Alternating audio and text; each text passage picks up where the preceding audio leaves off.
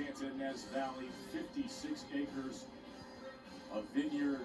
It'll be home to Teddy's Fight Plan later on tonight. As you can see, home to quite the vintages of the fine bottle stuff. Our opening bout tonight, junior middleweights, veteran Rudy Cisneros against the young unbeaten prospect Jonathan Gonzalez. Now there is Rudy Cisneros, comes from Chicago, 29 years old, 5'11", came in at 152 and a half, 12-2, 11 knockouts. There was some question yesterday if he'd be able to fight. Medical clearance was being questioned. He is obviously clear. That came in late last night. 29 years old, Chicago native, used to be on the reality show The Contender. Hasn't lost in 5 fights, but he also hasn't fought since December '09. Jonathan Gonzalez was an amateur standout in Puerto Rico. He's run his records at 12-0 as a pro against limited competition. As for that amateur success, he was an American Olympic qualifier taking the gold in '08. Proud Olympian, lost his first match at those Beijing Games. Time to see how the fighters will keep their edge. Brought to you by Just for Men, Mustache and Beard. For Gonzalez, well, Cisneros is rusty. He's been inactive for 1.5 years. Catch him early. And for Cisneros, well, Gonzalez has never been past 6 rounds. Go get him into the late rounds and test him a little bit. Ray Corona is the referee, and they're scheduled for 8. Mouthpiece. The mouthpiece. Mouthpiece. Mira, aquí está bien. Right here is good. Let's go. God bless. Well, Gonzalez is coming off a first-round knockout against an overmatched opponent. That was in February. He has 5 first-round knockouts among his 12 knockout wins.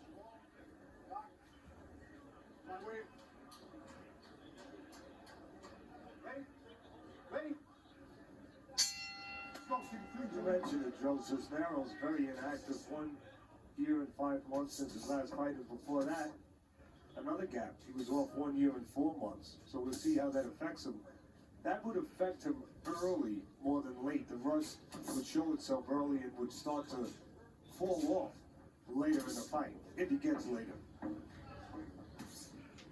Most fights for Cisneros in his home state of Illinois. You know, you see 12-2, 11 knockouts.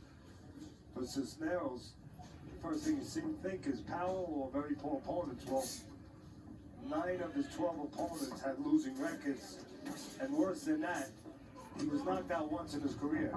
That was by a fighter with a 4-31-1 record. That was all the way back in 2004, and then he lost to Nito Bravo during the Contender reality show back in January of 2006. One thing I noticed is Cisneros very slow recovering with that left hand. He throws that left hand out, brings it back very slow. I'm looking for a right hand. More importantly, Gonzalez should be looking for a right hand to sneak over that slow recovering left hand of Cisneros. Gonzalez tested the body with that left hand. It was a good stiff jab from the young 21-year-old Puerto Rican. Now, I asked a question about the record or the legitimacy of the record of Cisneros. The same question can be asked about Gonzalez's record. 12-0, 12 knockouts. You know, power. Well, poor opponents. Most of the fights for Gonzalez in Puerto Rico, Florida, you can build records there. 2 of his fights were in Oklahoma. No problem getting any wins over there. It's the first time we've seen Gonzalez on Friday Night Fights, even though he has fought at least 4 times that I know of on one of our Friday Night Fight cards. Always has a swing bout that never made air. Well, getting back to the record, or the legitimacy of it, for Gonzalez, 6 of his 12 opponents had losing records when he fought them. So both these guys have been on a soft diet getting to the main table here.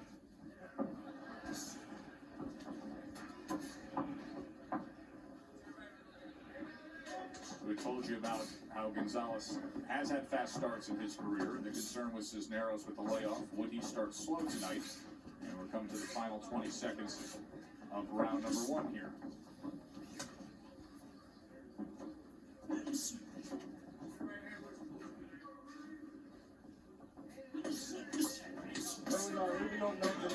happened. It looks like Gonzalez has the attitude like he's the hunter, and he thinks Cisneros is supposed to be the prey. End of one. Joe and Teddy back with you at the Chumash Resort Casino in Southern California. Our main event tonight, it is a good one. Julio Diaz and Kendall Holt set to come your way for now. Round number 2 between the unbeaten Jonathan Gonzalez and Rudy Cisneros. Well, Gonzalez's trainer in the corner, Javier Arce, noticed the same thing that I noticed during the last round. We eavesdropped in on him during the minute rest, and he was telling Gonzalez, listen, when he throws that very slow left hand, or he brings that left hand back after the jab very slow, make sure you throw right hand over top of it. So look for that right hand, I would think, when there's some separation from Gonzalez. Right now, shoulder to shoulder, head-to-head infighting. You know, I talked the last round about the inactivity of Cisneros. Gonzalez, quite the opposite. Been pretty active. 3 months ago was his last fight and fought 5 times last year, 6 times the year before. And of course, told you about his amateur success, had over 160 amateur fights and was an Olympian in 2008. And you would expect him to be a little more lively than he's been early on here, because he has been more active, he has been in the ring more regular, and after all, Gonzalez is 8 years younger. And he switches southpaw, Gonzalez does. A lot of guys with a lot of amateur fights, Gonzalez had 160 of them. They can switch, they can hit from both sides of the plate, so to speak, because they started early, they had a lot of experience, and they, quite frankly, they fooled around with switching lefty and righty in the gym probably when they were young.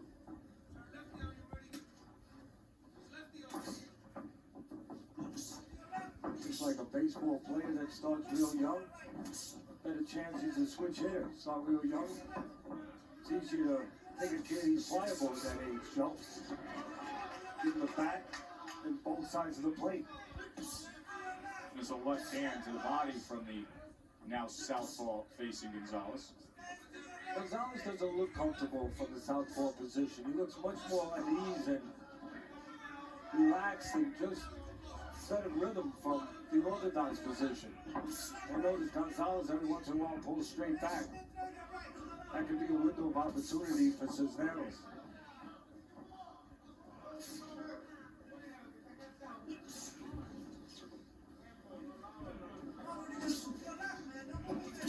I don't like the way Gonzalez looks from the lefty side. Again, he doesn't look comfortable.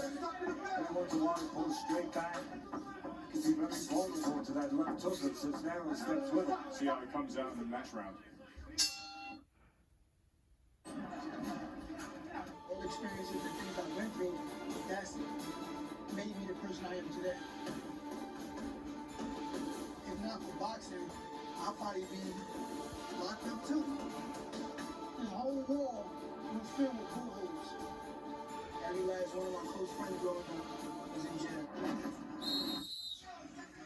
We'll have much more on Kendall Holt, his background from Patterson, New Jersey, a little later on, and set the table for what should be a highly competitive main event against Julio Diaz tonight.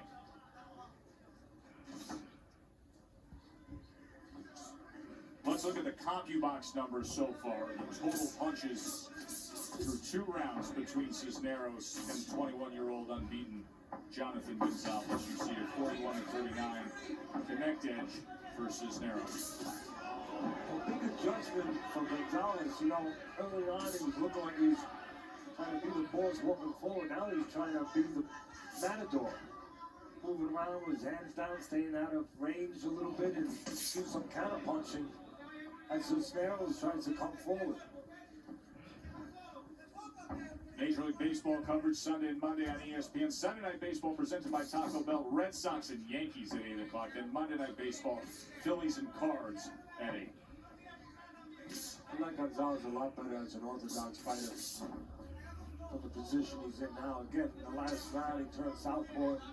To me, just looked uncomfortable, not smooth. Almost like he had to think about things. just a little delay with everything he was doing. Boy, he almost caught him off balance that time with that right uppercut. Again, Gonzalez showing dimension of not just walking forward, tracking down Cisneros, now trying to box, trying to walk Cisneros into something. Trying to get a little help from Cisneros. Get Cisneros, I guess, to reach a little bit. We can do some punching on the back end. Gonzalez turns southpaw again. Some loose floorboards here in the ring. Not the most put together ring I've ever. You can hear every step. You really can. I mean, when the fighters are bouncing around, moving around a little bit, you hear those floorboards just flopping around a little bit. Has to be a little uncomfortable for the fighters too. That hands out in the mix. Good hand speed shown that time by Gonzalez, and at least 2 of those shots landed. Well, Gonzalez feels like the lighter guy right now, the quicker guy, the more natural guy. He's got Cisneros coming in a very predictable way. One-dimensional, one right in front of him. And Gonzalez, you can see, he figures he's got the quicker hands, get a little space, and use those faster hands. Turned to the outside for one moment, then came back with that left hand.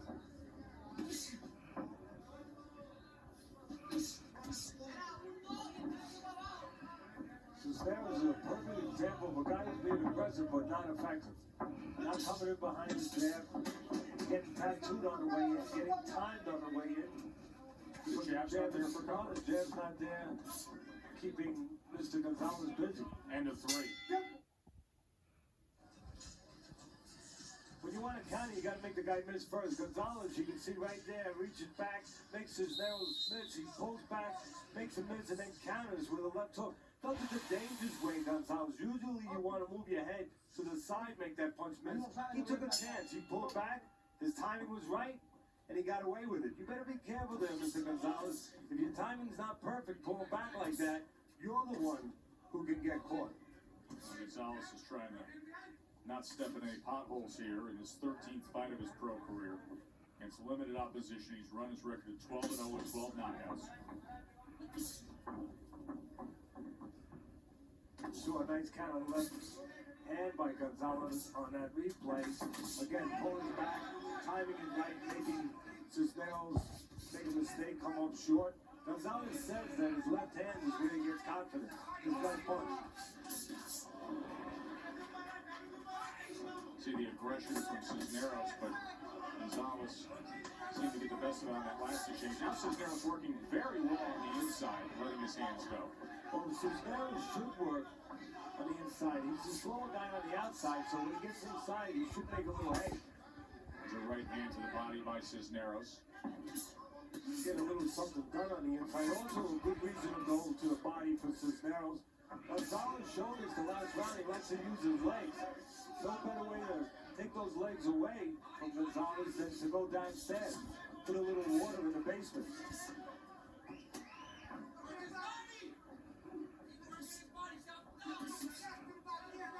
Short right hand by Gonzalez. Cisneros comes back. Gonzalez, again, one of his little weak points, flaws in the defense is when he pulls back. He pulls straight back, and when Cisneros goes with him, he has a chance. Gonzalez trying to double up that left hand, send one to the body. You know, Joe, 23 knockouts between these two fighters in 24 fights. You know, you'd figure someone's going down, but after looking at him here for almost 4 rounds, neither one really would be called really a big puncher, a significant puncher. No, not at all.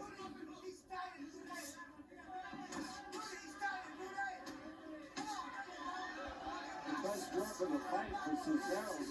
The problem was when he got finished, he waited for a receipt. He admired his work a little bit, stood there, and Gonzalez paid him back. That was a good 3-punch combination by Gonzalez. Cisneros now trying to wrap around that left guard, and it's Gonzalez who turns it on a bit. Well, both guys taking turns, giving it out a little bit, and giving the other guy a chance to give it back. Because both guys cover up and stand in front. And they give you a chance to put punches together. Both scored well in the final minute of this fourth round. Infighting throughout here in round 4.